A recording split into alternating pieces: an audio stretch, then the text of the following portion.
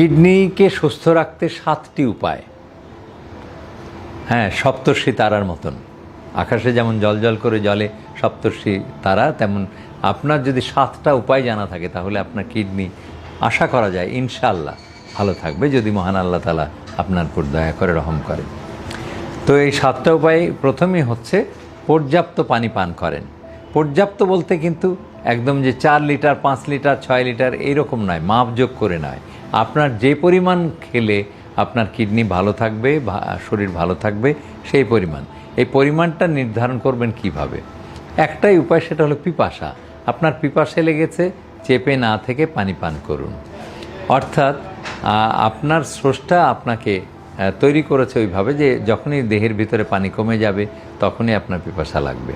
আর পানির পরিমাণ আমরা বলতে পারি না, বরং প্রস্রাবের পরিমাণ বলতে পারি। কমপক্ষে 1.5 লিটার প্রস্রাব প্রত্যেক দিন। তো 1.5 লিটার প্রস্রাব করতে গিয়ে একজন সুস্থ মানুষের কতখানি পানি খেতে হবে? আমার মতো মানুষ যারা ঘরের মধ্যে এসির মধ্যে সারাক্ষণ থাকে, তারা 1.5 থেকে 2 লিটার পানি খেলেই 1.5 লিটার প্রস্রাব হবে। কিন্তু যারা রোদ্রে কাজ করছে, দরদর করে ঘামছে মাঠে ঘাটে কলকারখানায়, তাদের তো দ্বিগুণ পরিমাণ, 3 লিটার 4 লিটার খেলেই তাদের 1.5 লিটার প্রস্রাব হবে। আর যাদের কিডনিতে অসুখ হয়েছে, মানে পাথরের মতন রোগ হয়েছে, কিডনি পাথরই হয়েছে, তাদেরকে আমরা বলি কমপক্ষে 2 লিটার প্রস্রাব তৈরি করতে হয়। তো 2 লিটার প্রস্রাব হয় এই পরিমাণ পানি। তাহলে পানির পরিমাণ কিন্তু আমরা বলছি না, কিন্তু অনেক ডাক্তার আপনাকে বলে দেবে 4 লিটার পানি খান। এখন আপনি ঘরে বসে লেখাপড়া করছেন, একটা ছাত্র ঘরে বসে লেখাপড়া করছে, 4 লিটার পানি খাচ্ছে, তাহলে সে পড়ায় মনোযোগ দিতে পারবে না, সে বারবার ওয়াশরুমে যাবে, বারবার পেশাব করতে যাবে। কাজেই পানির পরিমাণ নয়, প্রস্রাবের পরিমাণ। আমরা বললাম 1.5 থেকে 2 লিটার, সর্বোচ্চ 2 লিটার, কমপক্ষে 1.5 লিটার প্রস্রাব হতে হবে। তবে কিডনি যদি অসুস্থ থাকে তাহলে কিন্তু কথা আছে। কিডনি অসুস্থ থাকলে ডাক্তারের নির্ধারিত পরিমাণ পানি আপনি পান করবেন। 1 লিটার, কখনো কখনো 1 লিটারেরও কম, কখনো কখনো 1 লিটারের একটু বেশি, মানে 1 লিটার থেকে 1.5 লিটার, তার বেশি পানি নয় যাদের কিডনি অসুস্থ হয়ে গেছে। এই হলো পর্যাপ্ত পানি। এরপরে হচ্ছে পানির বদলে পানি, পানির বদলে চা, কফি, কোল্ড ড্রিঙ্কস নয়। আপনি অনেকেই পানির বদলে হেভি খাওয়ার পরে পানির বদলে কোক, ফান্টা, 7 আপ, পেপসি এগুলি খাচ্ছেন। আমরা বলি নইব চ, কখনোই না, কখনোই না, খাওয়াই যাবে না। বরং পানির বদলে যখন আপনি এইসব খাবার খাবেন, বিশেষ করে আমাদের মধ্যপ্রাচ্যের ভাই বোনেরা, বন্ধুরা যারা আমাদের এখান থেকে কাজ করতে যাচ্ছেন, তারা পানির বদলে অনেকেই, বা আমাদের দেশেও হেভি খাওয়ার পরে, বিশেষ করে হেভি মিলস, মানে বিয়ে বাড়ির দাওয়াত খাওয়ার পরে পানির বদলে তারা 7 up, Pepsi, Coke, cold drinks এগুলি খায়। এগুলি মারাত্মক ক্ষতিকর এবং কিডনি নষ্ট হবেই। কাজেই পানির বদলে কেবলমাত্র পানিই দিবেন বিয়ের আসরে। যারা কোল্ড ড্রিঙ্কস দেন তারা বলবো যে আমাদের জন্য শত্রুতা করছেন, যে কিডনি নষ্ট করার ধান্দা করতেছেন আপনারা। কাজেই কোল্ড ড্রিঙ্কস না দিয়ে 7 আপ, কোকসির বা 7 আপ, পেপসি, কোকের বাজার বন্ধ। আপনি সরাসরি পানির বদলে পানিই দেবেন। মানে ভাত খাওয়ার পরে, বিরিয়ানি খাওয়ার পরে বা পোলাও খাওয়ার পরে পানি খান, তাহলেই আপনার চাহিদাটা মিটবে। ওখানে কোক যতই টেস্টি আর স্বাদু হোক না কেন, সুস্বাদু হোক না কেন, আপনার কিডনির ক্ষতি করবে। পাথর তো করবেই, কিডনিও নষ্ট করবে, পাথরও তৈরি করবে। এরপরে আসছে যে সুষম খাদ্য গ্রহণ। সুষম খাদ্য গ্রহণ বলতে খালি মাংস খেয়ে থাকবো এটা এই জন্য বলছি যে আমাদের দেশে ইদানিং বা সাম্প্রতিককালে এই মানে যারা অতিমাত্রায় স্বাস্থ্য সচেতন, কিছু ডাক্তারও আছে তাদের মধ্যে, যে মানুষকে অতিরিক্ত প্রোটিন খাওয়ানোর চেষ্টা করছে, যে একসাথে 10-12টা ডিম আপনাকে খেতে হবে, কোনো কার্বস খাওয়া যাবে না, এরকম প্রচলন। এটা সঠিক নয়। সবগুলি মিলিয়ে আপনাকে খেতে হবে। কেমন?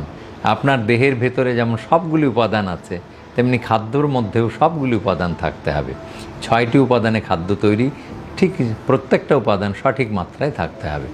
এই জন্য মাত্রা জেনে খাওয়ার আপনার দরকার নেই। আপনি র্যান্ডমলি খান।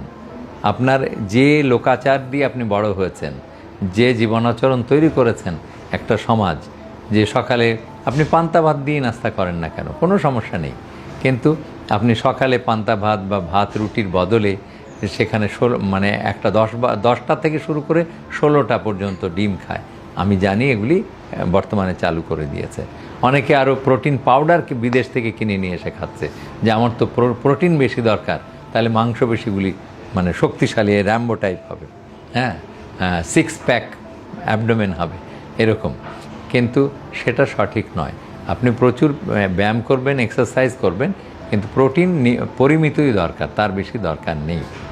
হ্যাঁ, আপনার যে যেরকম কাজ করছে, আমাদের 1600 ক্যালোরি থেকে 1600 কিলো ক্যালোরি থেকে সর্বোচ্চ 3000 কিলো ক্যালোরি যারা শ্রমিক মাঠে ঘাটে কাজ করছে তাদের দরকার হতে পারে। তো এইটা সুষম প্রোটিন, সুষম কার্বোহাইড্রেট, মানে প্রোটিন, কার্বোহাইড্রেট, ফ্যাট, তারপরে পানি এবং ভিটামিনস সবগুলি যেন সঠিক মাত্রা থাকে। এবং এই খাদ্যের মধ্যে অবশ্যই কিছু কাঁচা সবজি, কাঁচা ফলমূল থাকতে হবে, তা না হলে ভিটামিন সি আপনি হারিয়ে যাবেন, সিকে পাবেন না।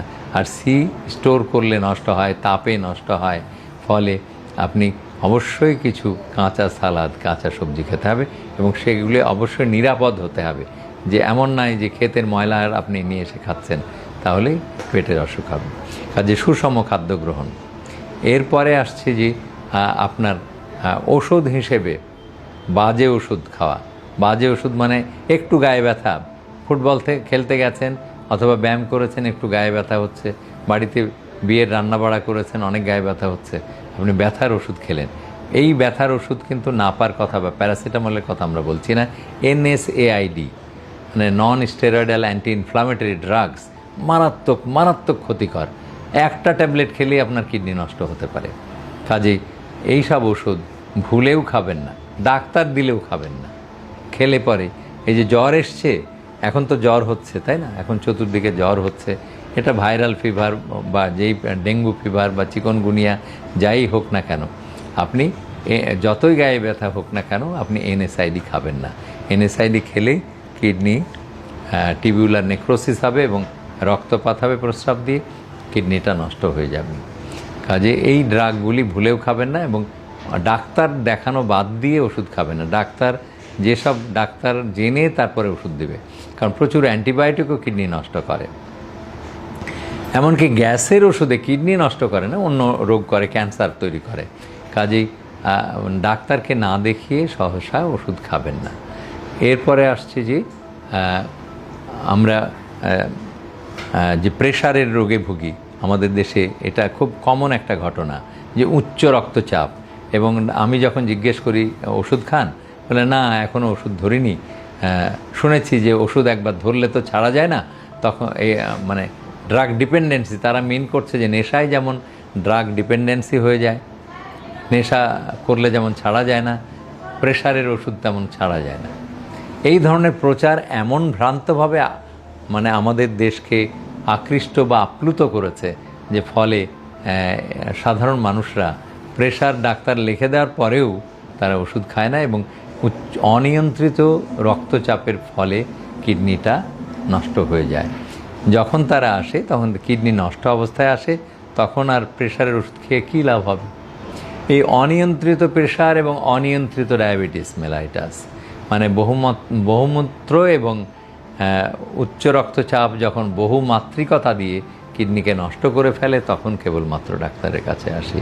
তো কাজেই রক্তচাপকে নিয়ন্ত্রণে রাখতে হবে সূক্ষ্মভাবে, এবং খুব সহজ। আপনার বাড়ির পাশেই তো ডাক্তার থাকে, একজন MBBS ডাক্তার আপনার বাড়ির পাশেই আছে, দেখবেন প্রত্যেকটা গ্রামে গঞ্জে, উপজেলায়, জেলায়, সব জায়গায়, এবং তারাই আপনার এই চিকিৎসাতে হেল্প করবে।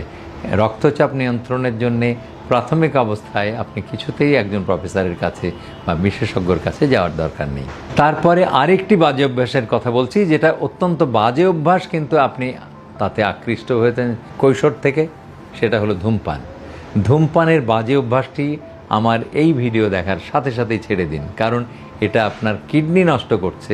খালি কিডনি নষ্ট নয়, হার্টকে নষ্ট করছে, ব্রেনকে নষ্ট করছে, আর সর্বোপরি আপনার যৌন ক্ষমতাকেও হ্রাস করিয়ে দিচ্ছে। এরপরেও কি আপনি ধূমপান করবেন? আমার মনে হয় আজ থেকে আর করবেন না। কেমন? তো ধূমপানের বাজে অভ্যাস ছেড়ে দিন, কারণ ধূমপানের ফলে রক্তনালীগুলি সংকীর্ণ হয়ে যায়, সরু হয়ে যায়, আর এই সরু রক্তনালীতে প্রত্যেকটা প্রত্যঙ্গকে নষ্ট করে দেয়, কারণ পর্যাপ্ত রক্ত প্রবাহ সেখানে হয় না। কিডনিতে রক্ত প্রবাহ ধীর গতিতে হয়, ফলে কিডনি নষ্ট হয়ে যায়। ব্রেনে রক্তপ্রবাহ ধীর গতিতে হয়, ফলে ব্রেন ভালো কাজ করে না। হার্টে রক্তপ্রবাহ ধীরগতি হয়ে যায়, ফলে হার্টের রক্তনালী স্প্যাজম হয়ে হার্ট অ্যাটাক হয়, বা কার্ডিয়াক অ্যাটাক বা হার্ট অ্যারেস্ট হয়ে যায়, আপনি মারা যেতে পারেন। আর যৌনাঙ্গেও, পুরুষাঙ্গের মধ্যেও রক্তপ্রবাহ সঠিক না থাকলে পুরুষাঙ্গের উত্থান হয় না। কাজেই আজ থেকে ধূমপানের মতন বাজে অভ্যাস একদম ছেড়ে দিন। কেমন? এরপরে আসছে পরিমিতি ব্যায়াম। পরিমিত ব্যায়াম প্রত্যেকটা মানুষের জন্যে অত্যাবশ্যক। আপনাকে প্রত্যেক দিন ঘাম ঝরাতে হবে, দেহর মাংসপেশিগুলিকে সচল রাখতে হবে। আপনি নারী হন আর পুরুষই হন, প্রত্যেকের জন্যে ব্যায়াম অত্যাবশ্যক। মানে ঘরের ভেতরেই হোক বা ঘরের বাইরেই হোক, আপনাকে লাফালাফি ঝাঁপাঝাঁপি করতে হবে, করে শরীরটাকে চালু রাখতে হবে, তবেই আপনার কিডনি ভালো থাকবে।